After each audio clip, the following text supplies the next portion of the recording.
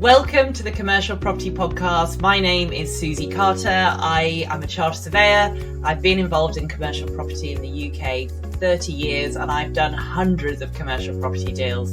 I'm here to be your guide through the commercial property market, whether you're an experienced investor or whether you're literally thinking about dipping your toe in the world of commercial real estate. I will be here talking to you about all kinds of things commercial real estate in the UK, and I've also got some fantastic guest experts who are joining me. So please do subscribe if you'd like to follow, and if you'd like any more help or information on commercial real estate, please do click www.suzicarter.com, which is my website, and you can find out all the ways I can help you. So stay tuned for this week's episode. So welcome back to the Commercial Property Podcast, and have we got a treat for you today? I'd love to introduce Mr. Jay Howard. Jay, thanks for coming along. Thank you very much for having me, Suzi. Great to see you. And Jay is I'm going to let Jay introduce himself in a minute, but Jay is an auctions expert. And just to put it in context, if I have a client that wants to know anything about auctions, the first person or the first people I put them in touch with are Jay and his business partner, Piot, because they literally have been buying and selling at auctions for many, many years. And Jay, I'd love you to tell us how many deals you've actually done in auctions, because I imagine that we're getting into the thousands now. So Jay, would you like to just give us a little bit of an intro to yourself? Yeah, absolutely. Thank you. Yeah. So I've been investing since 2002. And I've done that for myself, with business partners or JVs. And I also, when I say bored, when I was really into like the trading side of things. So we buy something for X and sell it for Y, very standard arbitrage transactional stuff. And then started working for an auction company as their auction manager, and I did that for 7 years. So I was a poacher turned gamekeeper, and then I've turned back into a poacher again. So I like to think, in the time I was at Auction House, London, I had overseen just under £1 billion worth of transactions crossing my desk. So probably a bit similar to you, Suzi, with being the surveyor kind of style of things, rather than in depth that being your transaction, being part of the ecosystem of that transaction, seeing it from start to finish is really very valuable. And obviously, before I worked for the auction company, whilst I was trading, I did work for a family office. So I took £2.7 billion worth of asset base, and in 7 years turned it into 3.3, which doesn't sound like a huge amount, but if anyone knows asset management well, knows that was giving something a real kick in the bum to get it up to that point. And since then, myself and Piotr have we do a lot of things around transactions at auctions. So one of our businesses, we help people sell at auction using Hammered. We know which auction company is best and how best to price it to get the best result for the client. And it's bespoke, and it's we do 10, 15 transactions a month for people. So they get a real service. And then we have our club where we help people buy on a regular basis, and we do that in a safe environment. So no one in the club has lost money on a deal that they've presented in club, which is something we're quite proud of. And that's been 5 years and 2 weeks we've been running that. And we love that. We sold our last commercial unit. So as traders, 60-70% of what we trade is purely commercial. 20 or 30 is mixed use, and then the rest will be short lease flats or houses or regulated tenants, things like that, where there's a degree of commerciality to it, but it's still a residential asset. And yeah, that's us really. That's what was that now? 23 years in property. It's terrible, and I still look young. I feel young. Like I've got 23 more to go. Fresh face, absolutely. Good stuff. So yeah, super experience in commercials, super experience in buying and selling in auctions. So what kind of stuff so when you're buying at auction, or you're looking to trade, what's kind of the hallmarks of the things you look out for when you're you're looking for auction lots? So this is where we sound like big Suzi Carter fans, right? Because we love light industrial warehousing stock. With the high street going through its changes, where now on the high street you need to have experience based businesses where you can get stuff online, but ideally you're going there because you want to get your nails done or your hair trimmed, or you want to go to a bookies, or there's a social element to it.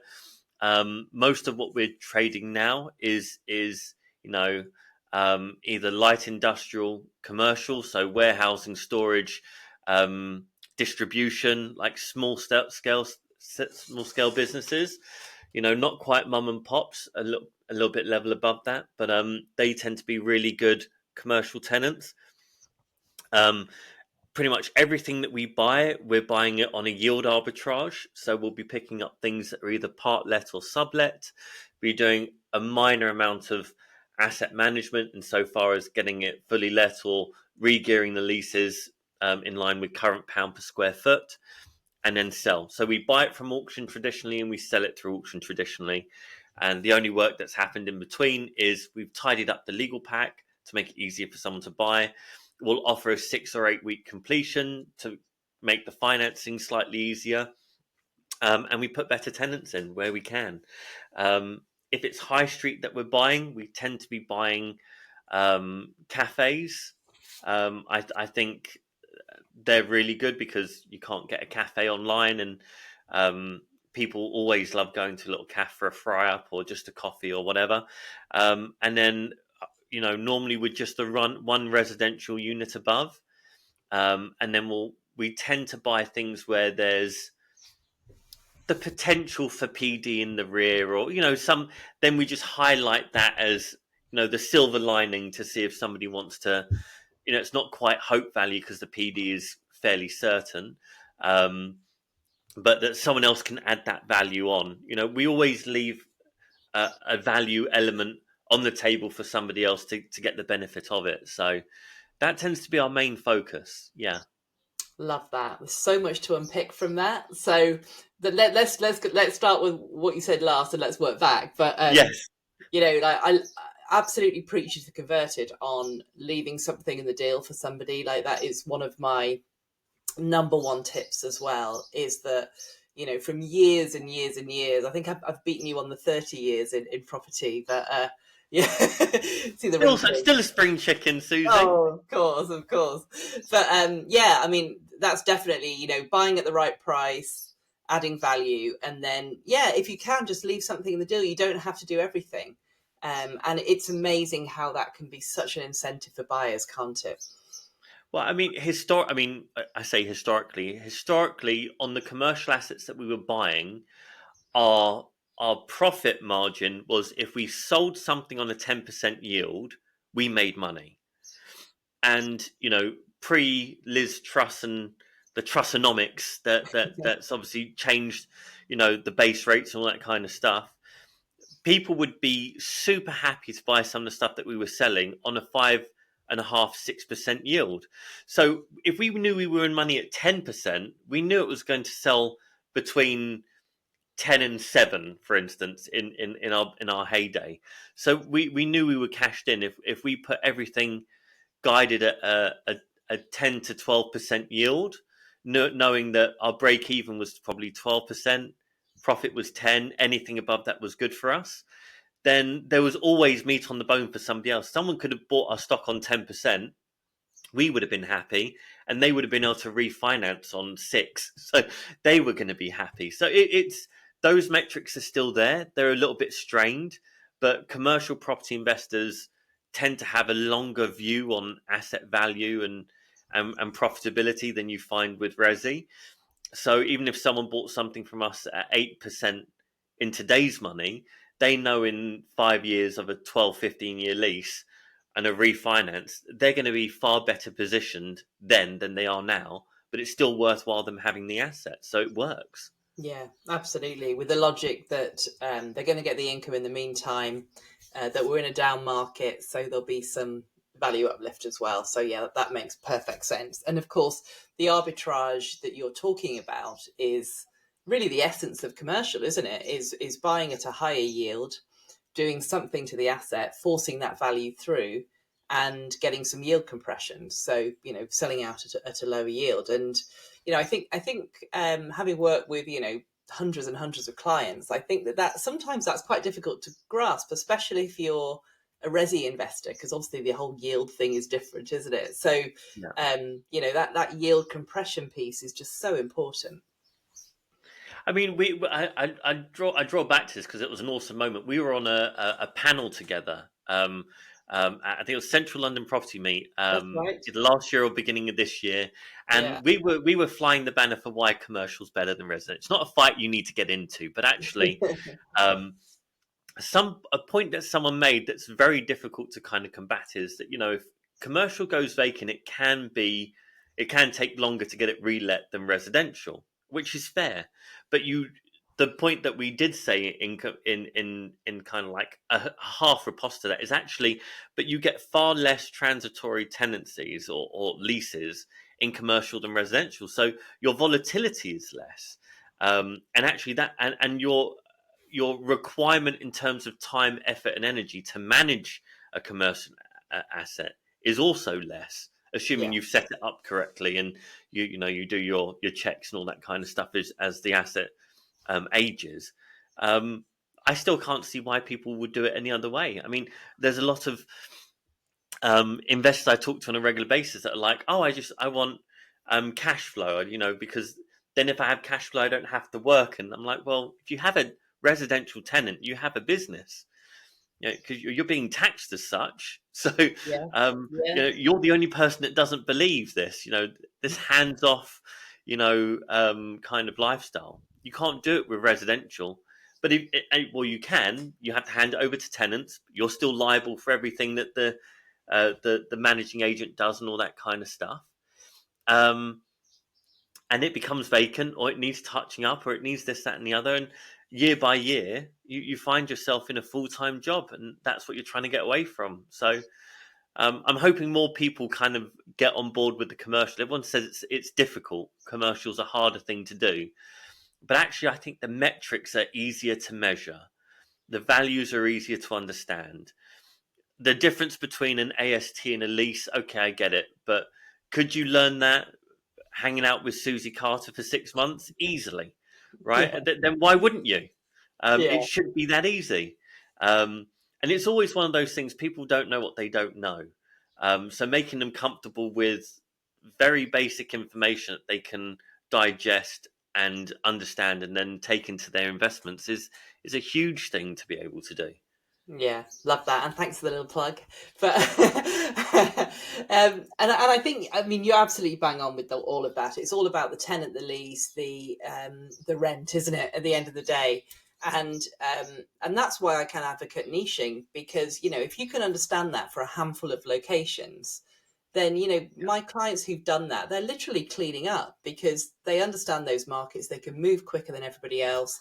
They know how to add the value. They know what kind of tenants are going to do it, and so they buy assets with confidence because they've done all that research. They understand it, and it just makes so much sense. And like, I think that point you said about you run a business, and a lot of resi investors don't think they are.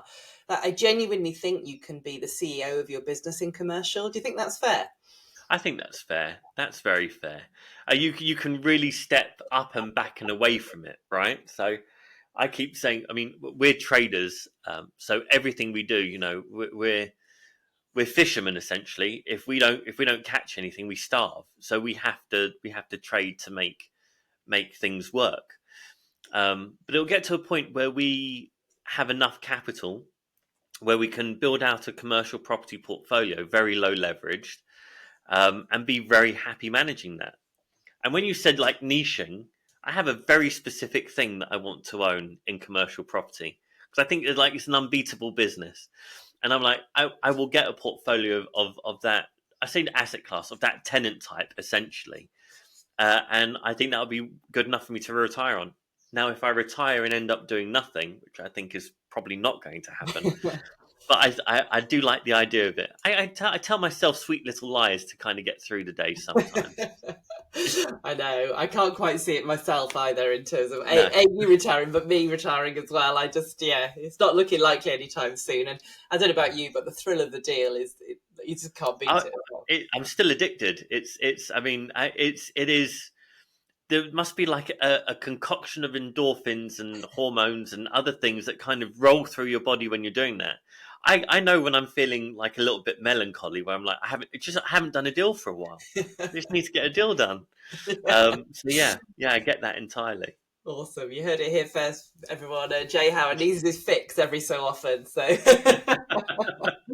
and just on kind of what you said earlier about the type of stuff you buy, like light industrial. So, light industrial because there's usually tenants for it. I presume that you could usually get it let pretty easily.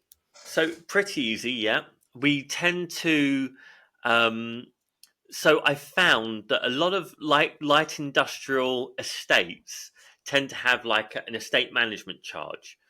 So I tend to buy in ones where there are no estate management charge. It's just better for the yield. Or I don't know how many people notice this. It's something I noticed when I was looking at or buying light industrial on estates. Is that you would have offices and light industrial on the periphery of the estate that were used previously for the people who owned or managed and ran the Mm. estate. But they would exit their business and sell and stuff like this. But those buildings that were on the front or on the side of these light industrial estates, they didn't have the estate management charge. So then I just started buying those. And then when you realize that those are the ones that have, I guess you could say, frontage, because they're commercial and they're on not on a high street, but abutting a high street or between a high street and a residential area. Actually, the pound per square foot value was slightly stronger on that frontage than it was in the main estate. So I started hunting those down for a while. But yeah, I like it. The light industrial, part brick built, part light industrial, is actually really easy to maintain. So when it gets to its 40, 50-year life cycle, actually keeping it in good nick isn't that difficult, as opposed to residential. Good luck trying to get a stone built or a thatcher's cottage up to an A or a B or a C on an EPC rating to get it let ever again. Whereas commercial, you don't have those kind of restrictions, and they tend to be fairly well solidly built, but very fairly simply built as well. So the maintaining of them, as long as you're on top of that, is quite easy as well. So it's another bonus for me. Yeah, I love it. And no one's expecting top glamour, are they, from an industrial unit either? So a nice No, brief block wall in the middle or whatever, no one's going to bat an eyelid, which is a good thing. So, and so light industrial kind of trading model. I mean, it's another string that maybe people listening to this might not have thought of. Kind of I've got to buy an asset, I've got to hold it for the longer term. Then I've got to finance and refinance. So, I mean, I talk a lot about how you can do flips, but trading. Do you always do trading through auctions, Jay, or do you do trading kind of through agents as well? it's 95% through auction and then 5% direct to investor. Um, Mm, I cannot tell you how difficult I find it dealing with not just but commercial agents, just dealing with anything like that, because I especially in commercial, if I see something in a commercial agent's window, I know that the last thing that commercial agent wants to do is sell that property. It's the very last thing they want to do, unless they're selling it to somebody they know is going to give them the managing of the commercial yeah, asset, yeah. and they know that's not me. so, so it's a bit of a waste for me, sadly. But so when I ran the um, the family office, um, that 2.7 to 3.3 I mentioned earlier, is we had a 35-year life cycle for an asset. That was the average ownership term in the portfolio. But they still operated the 3-2-1 model. So every three you buy, you sell one, you keep two. Mm. or depending on how hot or cold the market is, you would sell two and keep one if it's a hot market. So I always found it like they would keep these flagstone type assets that they just would never leave. I'm just under 40 now, and I know that if I was, they've owned assets longer than I've been alive, which is crazy to think Yeah, about. yeah, yeah, yeah. But the way I got them from 2.7 to 3.3 was the 321 model. So I would churn out the stock that where they're like 7 to 12% leveraged. Um, and with indexation, capital gains was quite low on it. All of these, they'd owned it for so long, essentially, they weren't going to be penalized too much for selling it. So I would cycle out a lot of that stuff, and I would be bringing in better quality, high end, high yielding assets to kind of replenish. And then I bought in trading, which is something that they just hadn't done. Like they'd never thought of doing flips. So short term, they'd never thought of. Midterm, they considered it too cost intensive because their cost to transact was fairly Yeah, high. yeah, So I had to set up an entire separate process for trading, um, and I brought that in, and that got them in 7 years just over 120 million pounds just trading assets, not all commercial to be fair, but just trading. Um, and I love that 321 model, and I think every investor should be looking at that because you want to be getting assets out of your portfolio that are performing, but they need a little freshen up. And actually, what you're in for the deal at doesn't make sense for you. But if someone's to buy it in the current condition, in this current market, they would make more money doing that work than you would.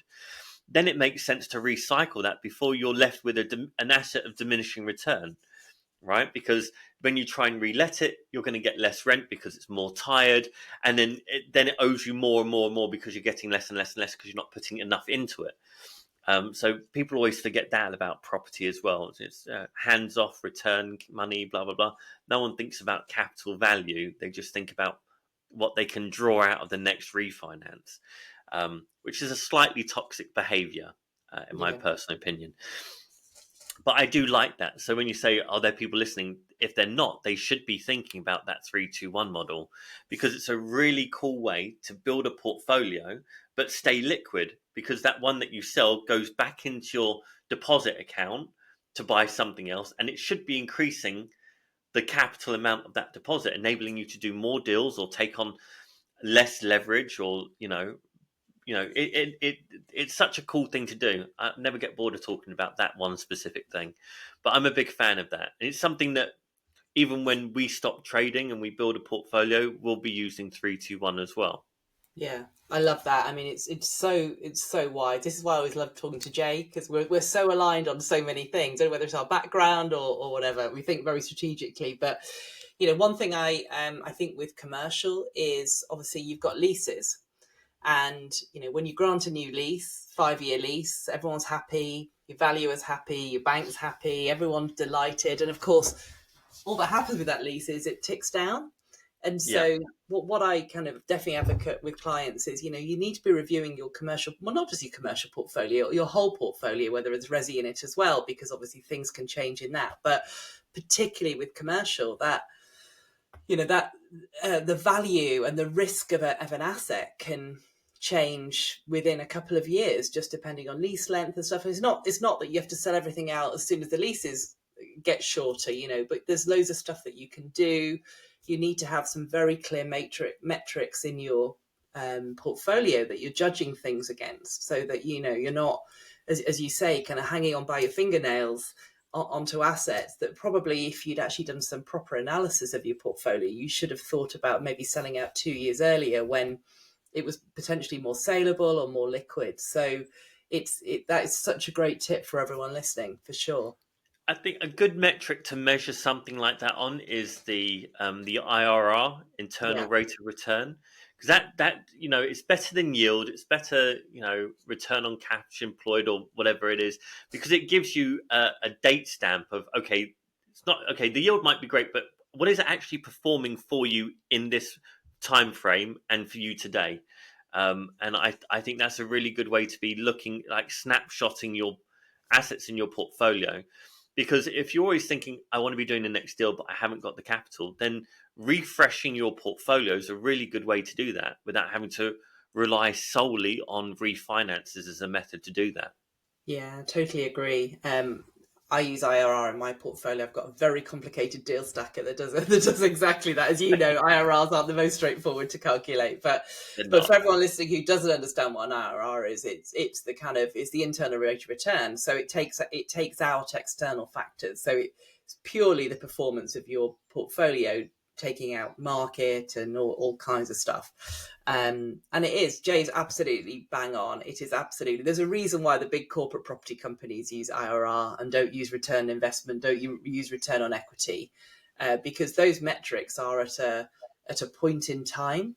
So you buy a commercial property, and at the point you've bought it, there is a performance metric. What an IRR can do as well is that you can cash flow it over 10 years and see what you're predicting, and then it can predict your performance. Well, not predict it, but it can have your performance at a point in time based on your assumptions of what you're going to do with it. So it's super valuable. And I think, yeah, the top tip, Jay, I mean, you never judge a commercial property at a point in time, do you? Because you have long leases, because markets change, sectors change. Look what happened in COVID. Like the whole balls were thrown up in the air, weren't they? So you've got to take a longer term view on commercial and the performance. And if you can see down the line that things are going to happen that are going to affect it, you better to think about that now, sell it out, give somebody something to do, as you say, than hang on by your fingernails just because you don't sell property.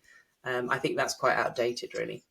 Yeah, and I think if you're doing that 10-year spread, you'll see it's really interesting to see those graphs when you graph that out, because you'll see like a natural dip, and you'll be thinking that, well, the income isn't changing there.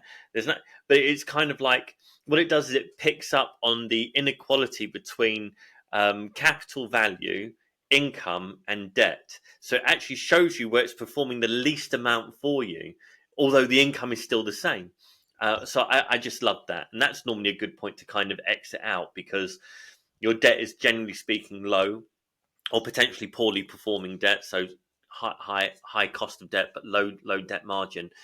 And you can do things like that, and that's a really cool way to kind of, you can then start to pipeline your own exit from deals whilst you're pipelining deals into your business, which is also pretty cool. But that's if you're a real geek. I don't know if everyone's up for that. I love it. That's something I miss from running that portfolio. Is just seeing those things come out of the data. And Yeah. I'm not really a numbers person. I'm really good with puzzles, and really good with like just seeing patterns.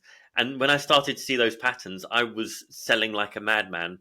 A couple of people got nervous, and then when they saw I was buying in and how that transformed not just the cash flow but the value of the portfolio overall, it sometimes it can be scary taking those steps, to be fair.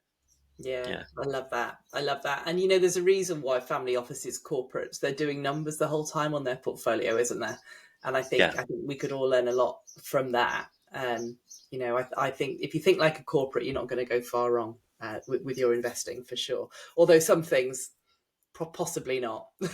Yeah, I think they the thing is that they have quite a bit of cash. Um, these family offices, just because they've been around for so long, and they have different bands of where they invest. And a lot of the mistakes that we see them make is on that low level banding, where they're Mm, like, the upside could be huge, or we could wipe this pot out. But they yeah, don't mind really wiping the pot out, because they're aiming for a moonshot, something that's just going to come out of thin air and change their lives. I yeah. was talking to a commercial property investor, um, I think about 6 7 months ago, and he was going to buy into, um, a car tire pressure blower upper at that's probably a technical word, at petrol stations. Yeah. Basically, what happens is this company goes to all the petrol stations, says, "Can we put our machine here?" And the petrol station says yes. You don't pay any rent. These machines are like, they're built like Volvo tanks, right? There's just nothing that goes wrong with them. They're so simple. But you have to pay £1 for this amount of time to blow up the air tires, or water to fill up your window wipers or whatever, and it does all of that. But they split it pretty much 50-50 with the petrol station, the operator. Now, I don't know if anyone that's listening knows the value metrics of a petrol station, how they make money, but they don't make it on selling petrol. They make like half a pence per litre or something ridiculous like that. It's nothing. It is fully reliant on getting you to come into their premises, buy a packet of crisps, a Coke, or a dodgy looking hot dog, or whatever it is that they've got there. That's what they rely on. But they also get it on car washes. They get a percentage of the profit there. But these machines that take up almost no space, a parking bay or two at max, they make crazy money on that. And one of the companies set that up is looking to go public and approached me to invest in them. I don't have the money that they need to invest in them. But I pointed them in a direction of somebody that I know, and I think that will be a good business, because they have, I think, 50 members of staff, and these 50 members of staff basically manage patches around the UK, and all they do is they go and service the machines. That's it. Love that. Servicing. I'm such an advocate of boring business. Like, that Super is, boring. yeah, there's no glamour there, is there, whatsoever? And I think that's one of the reasons why I like industrial as well, because some of this stuff, it doesn't look pretty, pretty grimy tenants as well. No disrespect to my lovely tenants, but it's not glamorous, and yet the returns for that kind of business, or is just exceptional. So it's glamorous returns, not glamorous looking property or I business. mean, to be honest, for my own ignorance, I didn't know that was a business. I just thought Yeah, that the petrol station had that there. It was the petrol station's thing. agreed. It's Yeah, not a separate company. And I thought, okay, all right, that started opening other kind of, like, how many other bolt-ons do I see with assets that I'm buying where I can bolt something into it, or where yeah, I can create a business? And I go on little flights of fancy with that as well. But yeah, no, I love that kind of boring business. But also, dirty business is good. You're always going to need someone to MOT your car or change a tire. I love those businesses. Not like the big, like, Quick Fit or Halfords or something like that. Although those are good businesses, I like the ones that have been in a community for 25 years. It's now the son that's taken it over. He needs to expand from this unit to this unit, and he's going to be doing, car crash repairs, panel beating. He's diversifying. Give me all of those. If you don't want them, I'll take them. Those are yeah, beautiful businesses. These are people that are entrenched in community, and people go there because they know they can trust Gary at XYZ Tires or whatever the story is. And that's a big deal. I love yeah. that stuff. I love them too. I absolutely love them. And I think something that's I've been giving a lot of thought to recently is like AI and how it's going to take away jobs, and how, of course, really is going to affect commercial property, and it's something that I think I did a podcast episode on it a few weeks ago. But businesses like that, it's hands on, isn't it? It's, as you say, it's grimy. They're in the community. I just can't. I mean, at some point there might be a robot that comes along and does it, but it's not going to come along for quite a long time. So it's just a Yeah. great business. I Yeah, mean, the other one I love, which is obviously it's not light industrial, but I love a fish and chip shop. yeah, I think a fish and chip shop will make its quarter's rent in 2 weekends. How can you not love that? yeah, On a yeah. Friday night, I'm sitting at home thinking, I guess I have to cook, but I'd love a fish and chips. And every once in a while, I treat myself. But I'm not the only one that does that. Like, there is a queue at the bottom of my road on a Friday Yeah, night outside yeah, that chippy. It's good. It sticks to your ribs. It's cheap, affordable, good quality. Like, I mean, it's fried, but it's good food anyway. And there's a Friday night treat, and I think that's a big part of. I think that's a really good business.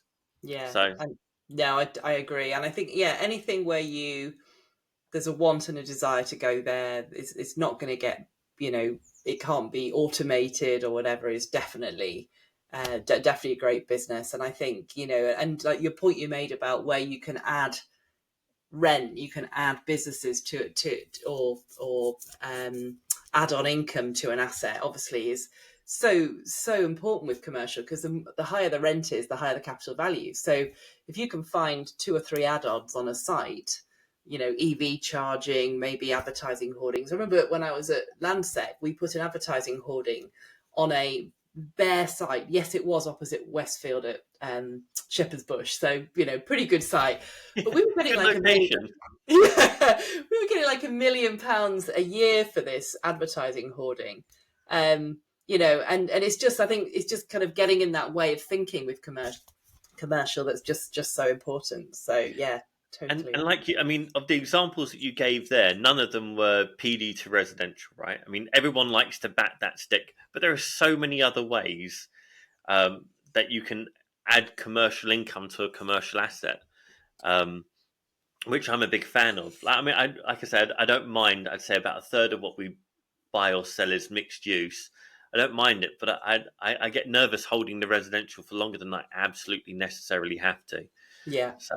Yeah, no, totally agree with that. And I think, who knows what's coming down the line with the renters reform bill, and commercials and a good hedge against that. And it's always nice to have PD or conversion to residential as an exit at some point down the line if you're holding a portfolio, because obviously the more options you've got, the better.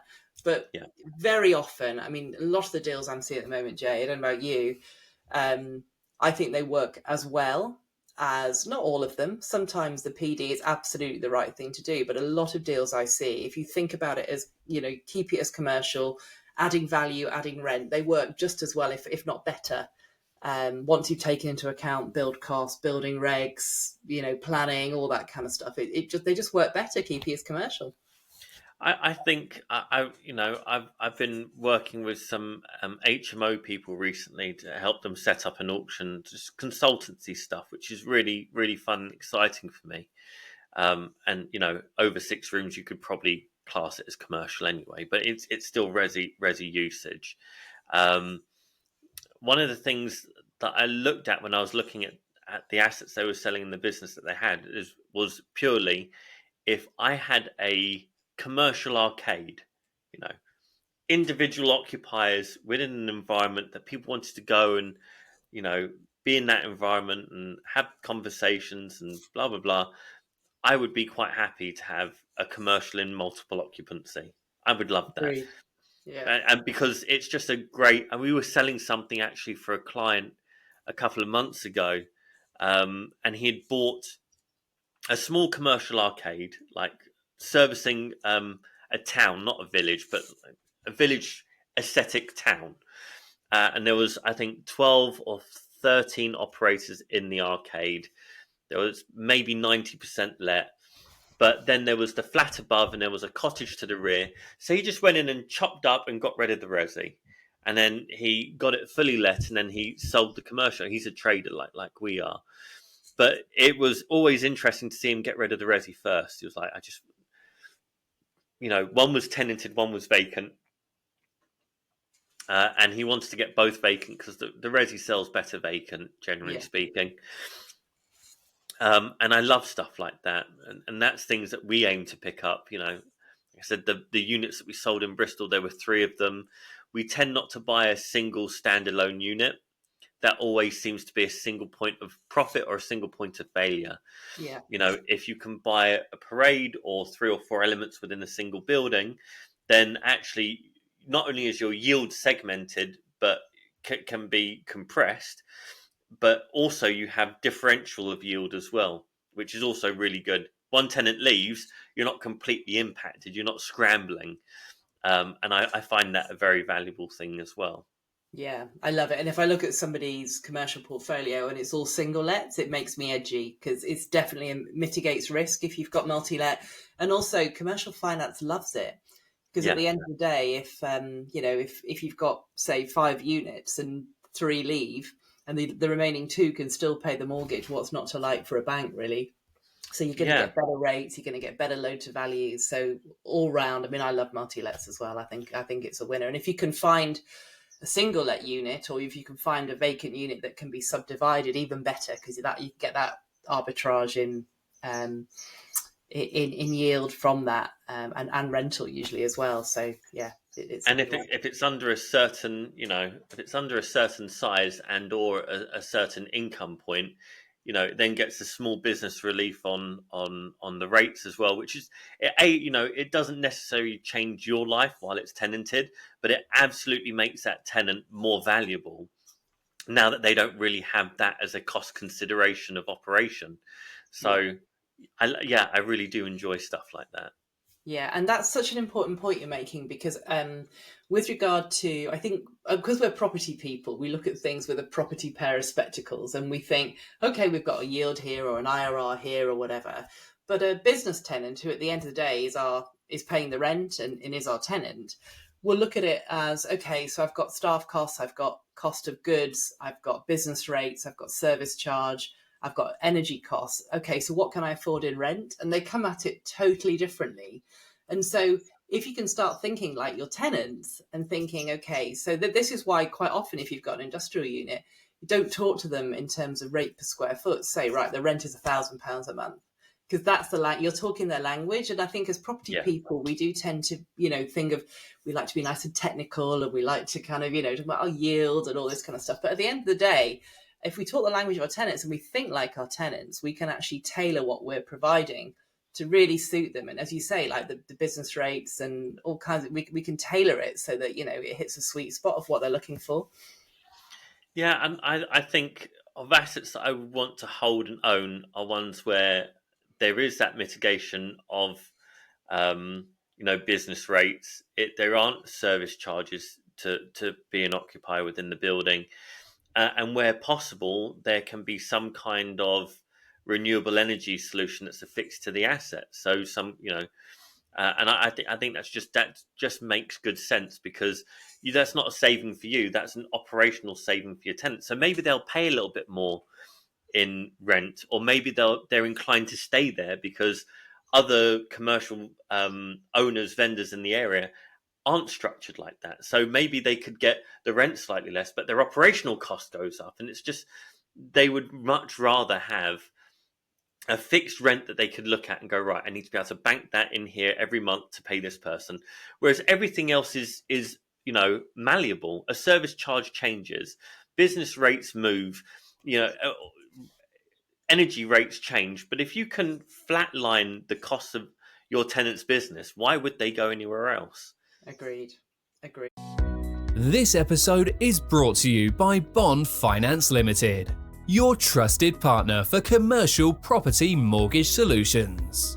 Are you an experienced residential property investor about to diversify into commercial property, looking for funding options? Bond Finance can help. Whether you're planning to expand, refinance, or make a major property investment, Bond Finance provides expert advice with access to a wide range of lenders, from high street to specialist. Book a free discovery session today to explore how we can tailor commercial funding solutions to your unique investment strategy. Visit www.bondfinanceltd.co.uk and take the next step in your commercial finance journey.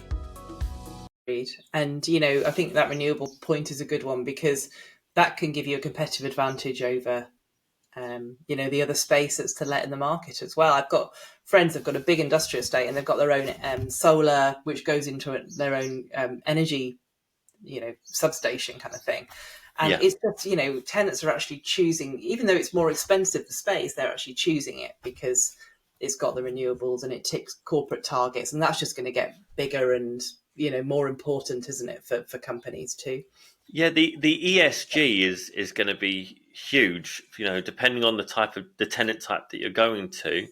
But there are already like government rewards for small businesses not printing out loads of paperwork. If you can show that you're following green initiatives, there are benefits to that, and if you can offer that as an incidental to being an occupier within your building, within your asset, then that will be attractive. And it's not something that, like I said, you've mentioned, you're absolutely right. An investor outwardly probably won't be thinking that, but you put yourself in the shoes of a good quality tenant that You want to be seeing them there for 15, 20 years. They want to be seeing themselves there for 15, 20 years. Then having those kind of things in place is highly valuable. Yeah, for sure. So I literally could talk to you about this all day long, but let's talk about auctions. So Yeah. Okay, we got 5 minutes left, Suze. Let's do it. Because and so ladies and gents, I hope you had a paper and pen there, because some amazing points. Like, if you're struggling to find your niche, listen back to some of that conversation, because there's some amazing hints and tips and just some real nuggets there. So definitely, I'd recommend you definitely go back and listen to that section. But let's talk about auctions. So as I'm very happy to admit, I am definitely not an expert on auctions. You and Piotr are the experts. So give us some hints and tips, Jay, about buying commercial at auction. Kind of where would you be looking? What would you be looking out for? Kind of any hints and tips as to how you can secure some really great deals? So there are two things that I could tell you today that will change your ability to buy commercial properties at auction, and it would require very, very little work on your part. The first one is buying a commercial property in an auction where there is nobody in that building that has any commercial property awareness. That's number one. So, going to Allsop Commercial or Acuitas or Barnett Ross or Savills are building a really, really good commercial team. So we've started selling some commercial stock through them. They're doing very good. But if you're looking to buy and then you want to maybe sell it through an Acuitas and an Allsop Commercial or Savills, their commercial department, then you would sell through one of those. But you want to be buying it in an environment where they don't understand the commercial metrics, the values of it. It's an existing client that's just given them this because they've done a good job selling resi for them, or a car parking space or a garage or something like that. So those are great opportunities there because they're mispriced and they're unlikely to sell. Yeah. So if they're mispriced, either pick it up pre-auction or pick it up post-auction, or just try and win it on the day for as cheaply as possible. Those are the three main options you have, but never exclude yourself from one or the other. If they don't take a pre-auction offer, bid. If no one's fighting you for it, don't bid too hard and try and pick up cheaper afterwards. Like, super, super simple stuff. The second thing is buying vacant commercial at auction is perfect because no one wants it. And who knows what the property's worth if it's vacant? You need a Suzi Carter to figure it out, right? Because it's difficult. Otherwise, I'm just sitting there thinking, right, how many bricks are there? How much will it cost me to take each brick out and resell the bricks? Because that's all it's worth now. It's bricks. Maybe there's some capital allowances buried deep in there that I can be marginally pained in the backside to get a surveyor out to look at. But, maybe it's just bricks. So those are the two easy wins. A vacant commercial property in a residential auction, you could snap those up. Your then risks are getting it let and putting it back into another auction. If you're us, or keeping it, it's entirely up to you. But those are two things that you can take away from this podcast right now and go, okay, I can now find those assets. And they're there. You can go on EIG, Essential Information Group. You'll have to pay for a subscription for the year, 500 quid or whatever it is. And you can put in for your area or a specific asset class, a type of commercial, and it will send you leads every week, twice a week, depends on when catalogs come out. And you just have to watch. You just have to be present. You have to take part. Now, a lot of these things don't sell too well because no one's looking at them. So whatever you do, don't recommend this podcast episode to a friend if you want to keep that a secret. But when I say things like this, people go, yeah, of course, that's common sense. But no one's buying them. So while it's common sense, no one's bloody doing it. So get out there and do it. Those are three easy things. It's in the wrong auction, it's vacant, and no one else is buying it.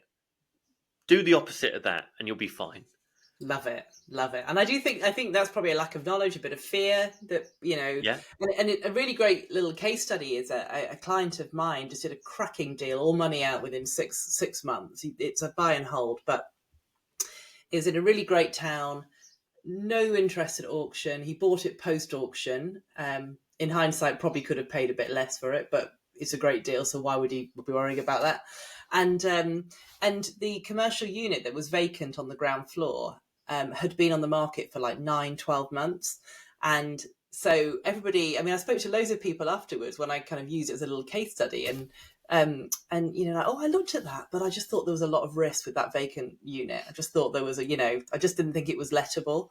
And what was really interesting is that when he did his due diligence, because he was probably the only person that actually did do some due diligence on it, he actually found out that it was actually on the market with a residential agent. So it wasn't even a commercial agent letting it. It was actually a residential agent.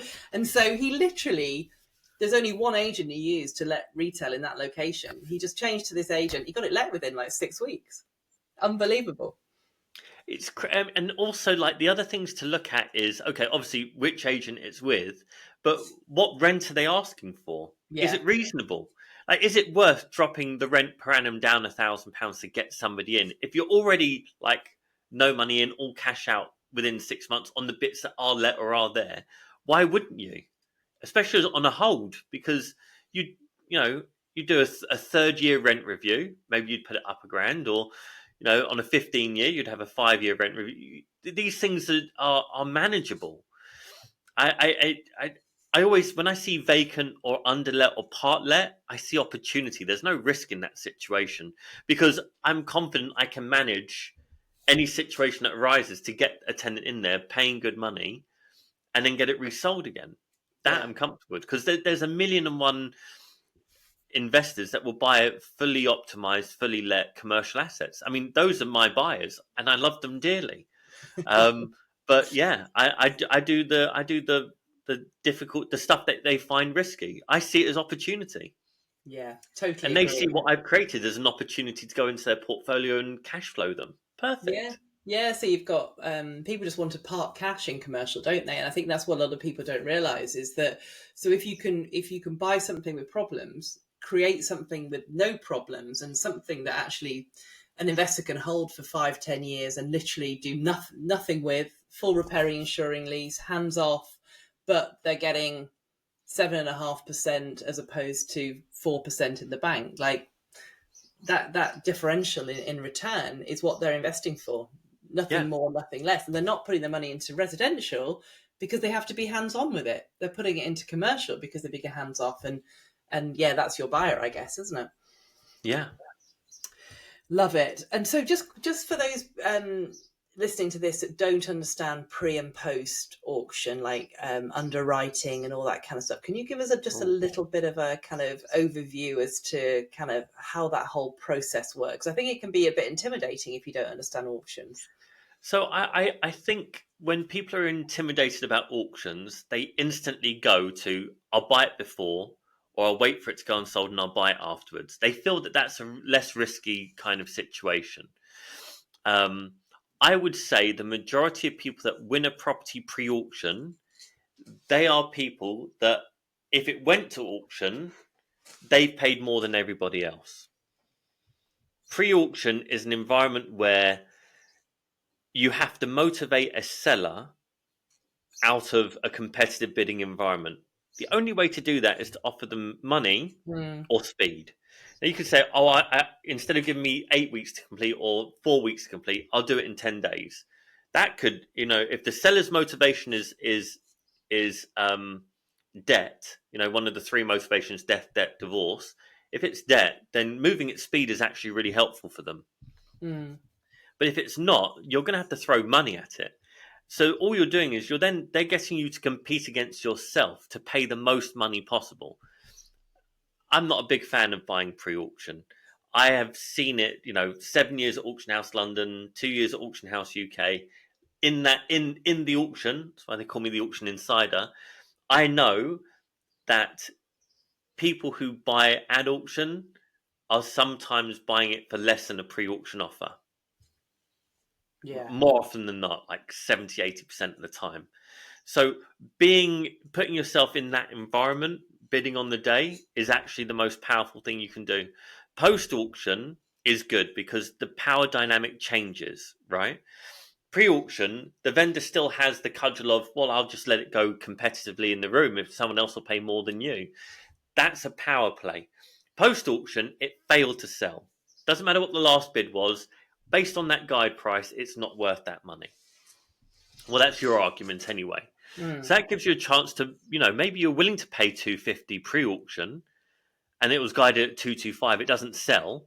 Well, now my offer is $210. So you potentially can save yourself £40,000. Now, not a lot of people realise this, but there's a lot of like post-auction bidding wars that happen because people have waited for it to go unsold. Then they all come out of the woodwork and they start fighting each other, and it sells some more post-auction than it would have done on the auction day itself. So my advice is just bid on the day of the auction. There's competition, but there's not as much pre or post auction. Everybody wants pre or post auction. No one really wants to bid on the day. Underwriting, on the other hand, is the one thing I love to do pre auction because I always think that my offers are fair based on existing value of the asset. Whatever I'm going to do to it, I'm going to try and add significant amounts of value to a property with as little capital outlay as possible. And I know that's how I'm built and how my model works. But underwriting at a fair value pre-auction either means that I'm securing it for that underwritten value price, call it $250 for the sake of easy math. If it goes to auction and sells at $250, it's technically sold to me at $250. So I get it. I've hedged my bets. There was a chance it was going to sell for $300, but I got it for $250. I'm happy. Seller's happy. But let's say it does go crazy and it does sell for $300. Well, then I get 50% of the difference between $250 and $300. I get £25,000 for being a guarantor for the seller. Now, if it sells for $300 and fails to complete, I get the property back at $250. That's my promise to the seller. That's the only reason why the seller is agreeing to split any potential future uplift. And there are some auctions that do a 40-40-20, 45-45-10 split. 50-50 is just easy for the math. And that's a really cool thing to do. And if the auctioneers done their job and are operating in the vendor's best interest, 80% of the underwrites should be selling to the underwriter. Should just be that simple. And then the rest, the other 15%, should be maybe the underwriter gets £5,000 or £6,000. But it should be rare that there's £100,000 or £50,000 difference. And that's reflected in underwriting profit. It's very rare that an underwriter is walking away with £30,000, £40,000, £50,000. So underwriting is, or the focus of underwriting should be, you're hedging the outcome to either win the property or get a small uplift for being the background buyer, giving a vendor that comfort and knowing that whatever happens at auction, you are there, you're banked at $250, a price that they're happy with. And that's a very valuable thing to be able to do. But not everybody understands it. Not every auctioneer does it. And not every seller is going to understand it well enough to be comfortable to do it anyway. So they're a bit of a black swan, unless you're in the South Pacific. If you're in the UK, if it's a black swan, it just doesn't happen that often. But I would say there's 4 auctioneers I know 100% because I've spoken to them in the last 6 weeks, who are doing 10, 15, 20 underwrites a month. But that's the state of the market. It's a little bit harder to get these things done. So an underwrite is a really good way, is a really solid solution for your seller. And that's their focus. Yeah, awesome. Fantastic tip there, Jay. So definitely, and you've written a book on all this stuff, haven't you? That's two books. How could I forget the second book? 2 books for the price of 1. No, so we wrote. You can see it behind me right there. You can see it behind me there. Before the Hammer Falls, the purple book, and we launched that book in 2019. And it's got a lot of psychology and in-room auction stuff and how to behave in the room. Then 8 months later, COVID came along and shut down all the auction rooms. But people still found, everything else in the book was super valuable. So we rewrote the book to, there's a black and gold version. focusing on, well, how do we handle online bidding and online auctions, and what does that look like, and how do you behave there, and what works for you? And so we basically rewrote the whole book. I was essentially chained to my desk in Portugal and just like force fed sushi for 10 days rewriting it. But we did like 80% of the rewrite in 10 days, which was good. Amazing. That's the But way yeah, to do it. Yeah. yeah. Yeah, no, great. Highly recommend that book. It's a goodie. Jay, thank you so much. I've got one final question for you, and then we'll wrap up. It's something I'm going to start asking my interview guests, and it's one of those questions where we'll look back on this interview in a year's time, and you'll either look like an utter genius, or they'll be like, "What a lunatic that guy is!" No. Like, because that's what I say No. to my clients. Like, literally, I like, you're either going to look back and think, "My God, she predicted the market." Like, she is literally like, I mean, it's incredible. She's wonderful. Or they're going to be like, that woman is like, just no idea what she's talking about.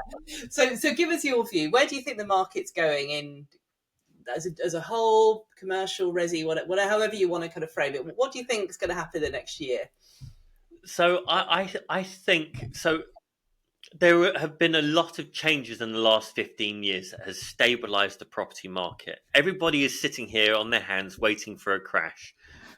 I think at best you're going to see a couple of market corrections. There aren't any crashes left. The, you know, there just aren't. There's nothing to crash. There is no overlending. It's very rare that you're finding overlet properties on the commercial. That was a big problem with commercial properties, overlet rather than like the residential side. Yeah. I'm talking commercial terms mainly. There just aren't crashes. There are too many things in place to prevent crashes from happening. There are too many banks that are leveraged in these spaces for there to be huge crashes. There's too much of society that relies on housing, commercial property for there to be these big crashes anymore. Corrections, yes, but crashes, I just don't see it. I mean, if a war was to blow out and the UK was involved, then yeah, problematic. Bombs tend to have a negative effect on property prices, but there's no way around that. An apocalypse, yeah, problematic, not ideal. Can't really foresee something like that. But if you're waiting for properties to be worth 2006 money or 2012 money again, I mean, you can find these unicorn deals where you can make that happen, but you have to do something to achieve that. There are large vacant properties that need to be repurposed in the commercial space because of the way things are changing, that are worth a tenth of what they were worth 15 years ago. You can convince yourself you're getting a really good deal there, but you have to know what to do with it. I think you just need to go forward, take part in the market, be in the market, be a commercial landlord if that's what you want to do, and buy assets that you are comfortable with and you can manage and maintain. And that's how you be part of the market. And you'll do good deals, you'll do marginal deals. A marginal deal in 15 years' time will be an amazing deal when you get a new tenant and get it refinanced. It brings a new lease of life to it. You need to be time in the market rather than timing the market. I'm not the only arsehole that would tell you that, but because it's true. Like, Yeah. when's the best time to be in property? 20 years ago. Okay, when's the next best time? Last week. Okay, where's the third bit? Tomorrow, but just do it. Right? Yeah. So keeping it commercial is probably the best way to do that. Residential, I'm not a residential person, but I know that there's a lot of changes coming to that. One of the opportunities I see in residential at the moment is with flats. They're looking at bringing common hold in, whilst all of that's like rocky ground and no one really knows, the values are falling. No one's really buying them. So can you pick those up cheap if you have a strategy to hold them for 7 to 10 years for that common hold to clear through, and the short lease stuff and marriage right of the marriage value and stuff like that to kind of clear through, and maybe you've bought well enough, that's a median risk. But yeah, I don't know enough about the material information or the renters' right reform and all that kind of stuff. And I know it's there and I know bits of it, but not enough to talk about it confidently. But there's opportunity when these things are happening. So if you're waiting for them to finish, you're too late. You're too late. Yeah. So being an investor or being an entrepreneur is looking at risk, valuing that risk, and then taking steps anyway, knowing that that's there. And you can manage all of that by structuring a deal properly and pricing a deal properly. And if it goes completely wrong, just never sell it. Yeah. Stick it, incorporate into a family trust or a REIT or whatever, and just just hold it until you go grey and die, and your grandchildren have to manage it. And then who cares? By that point, the landscape is completely different. The market is completely different. 5 years ago, we were talking about all these different use classes in commercial property. Okay, well, tell me about that now. Well, Yes. technically, you have Class E and this, that, and it, but that's it. And in 20 years' time, it will be something else. So just be present. And trying to figure out what will happen in a year as a commercial investor is the biggest waste of time you'll ever give yourself. It really is. Yeah, love it. I absolutely love that answer. And also, I think that we're in a down market now in the commercial world anyway, and we have been since Liz Truss did her disastrous budget in 2022. I think we're probably in a little mini downturn because of sentiment. Sentiment's worried about Trump and Iran and Israel and stuff, and sentiment governs, as you say. Like, I think that's where the corrections will come. It'll be mainly, as you say, unless there's something apocalyptic happens, there'll be mainly sentiment that will drive it, which we all know isn't real, right? So sentiment is just how people are feeling, how their emotions are about investing. And if we can be almost kind of cold-hearted and level-headed in those circumstances and just look at the quality of deals and see those problems as opportunities, my view is that we can almost kind of we can second guess the market because others are being more emotional. That they're selling assets when they think a crash is coming, when it isn't actually coming. It's just in their head, which is interesting. Well, I mean, there's people out there always telling people, "Oh, the market is high, the market is low, the market is," to force them to do something that is in their interest rather than in interest of the people that they're talking to. Yeah. But I mean, look, keep calm and carry on. I mean, why would you stop? Agreed. Yeah. Agreed. Love it. Jay, as always, I have thoroughly enjoyed our chat today. And yeah, thank you so much for coming along. So let's finish up with, if you could tell everybody listening kind of how they can get in touch with you, kind of what you offer. And we'll obviously put all your details in the show notes and make sure that everyone's got easy access to that. But yeah, if you could kind of just give a little bit about kind of what you offer at Hamad and anything else. Yeah, no, thank you very much. So Hamad, we help our clients sell at auction. We're not an auction company. Think of us as an auction broker. We know the best auction to put your specific asset in at that specific time of the year to get the best result possible. And we've been doing that for years. We do a really good job for clients. They love using us because they get to speak to people. If you go directly to an auctioneer, they've got 100 and something, 200 and something, 300 and something properties that they're selling. You can't really get a service, whereas you're basically leveraging us and who we know in the industry to get a really good service and a really good price. The Buyers Club is something we've been running for 5 years and 2 weeks. Really proud of that.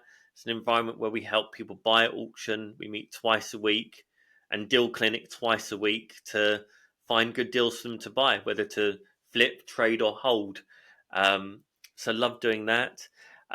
We have a YouTube channel, Property Auction Hunters, and we talk about auctions all the time there. So if people want to like and subscribe, that would be amazing. It helps us create more content, the more people that are engaged with us. And that's pretty much all we do. I mean, if you're an auctioneer and you're looking for someone to help consult on your business, I can do that too. That's always good fun.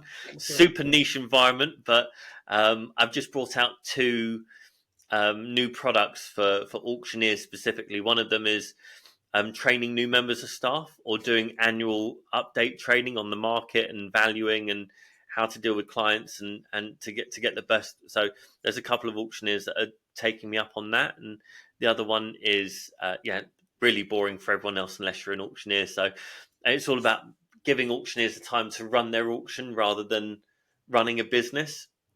So that's just the consultancy stuff that we do. We love doing that too. Brilliant. Thank you so much, Jay. And I can absolutely, I mean, I've known Jay and Piot for a long time, but we are going to be selling some stuff through Hammered this year, and I can't recommend them enough. So definitely a big endorsement from me on that. So Jay, thank you so much for joining me. Such a pleasure as always to talk to you, and great to have you on. I'm sure this has been super high value for everybody listening. So yeah, thank you so much, and hopefully you'll come back and talk to us again in the future. Absolutely. Thank you, Suzi. Thanks, Jay.